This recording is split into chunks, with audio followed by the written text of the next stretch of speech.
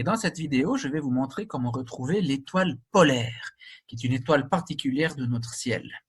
Il faut déjà pour cela observer le ciel en direction du nord. Alors vous avez ici une vision du ciel tel qu'on le voit depuis Sion, depuis le Valais, en début de nuit pour cette fin mars. Il y a dans le ciel un groupe de 7 étoiles que vous devriez retrouver assez facilement, que j'entoure ici en rouge, qui représente une casserole. D'ailleurs, on l'appelle la casserole ou le grand chariot de la constellation de la Grande Ourse.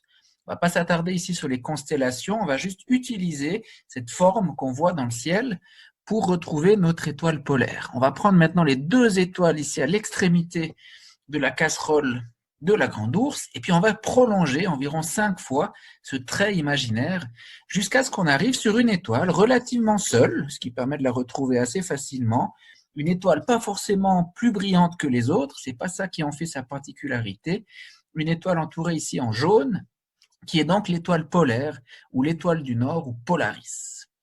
Alors qu'est-ce qu'elle a de particulier cette étoile? C'est la seule étoile de notre ciel, dans l'hémisphère nord, qui ne bouge pas. Il faut savoir qu'en fait, l'étoile du Nord est alignée avec l'axe de rotation de la Terre. Imaginez maintenant un disque qui tourne, le point qui est au centre du disque ne bouge pas, il est fixe. Et c'est la même chose quand vous regardez le ciel durant la nuit, durant plusieurs heures, vous allez avoir des étoiles qui tournent. Alors, c'est pas vraiment les étoiles qui tournent, c'est la Terre en fait qui tourne, et on a ce qu'on appelle ici un mouvement apparent des étoiles. Et puis vous avez donc ici au centre de ce mouvement le point fixe de notre ciel de l'hémisphère nord, l'étoile polaire, qui est donc alignée avec l'axe de rotation de la Terre. Si je reviens à notre ciel, on a donc une étoile fixe, l'étoile polaire, autour de laquelle tournent les autres étoiles, donc notre casserole, notre grand chariot de la Grande Ourse.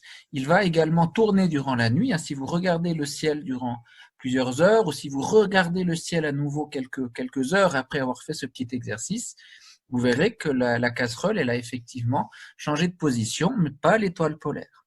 Alors évidemment, ça a un grand avantage, ça permet de pouvoir retrouver le nord en tout temps, et l'étoile polaire a souvent été utilisée par les navigateurs, par exemple, pour se repérer, étant donné qu'elle indique le nord, et donc qu'elle est toujours dans la même position.